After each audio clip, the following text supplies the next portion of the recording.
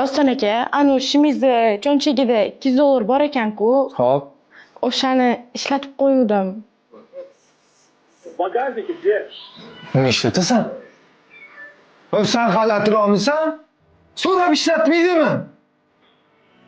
Yo'q, ishlatadigan joyim bordir balkim.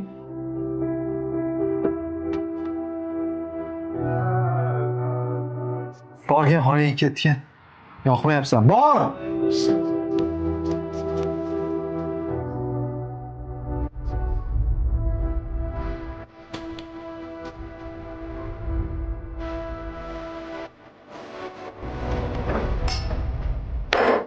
Nima bu? Itlarga ovqat qildingmi, odamgami? Senga gapiryapman.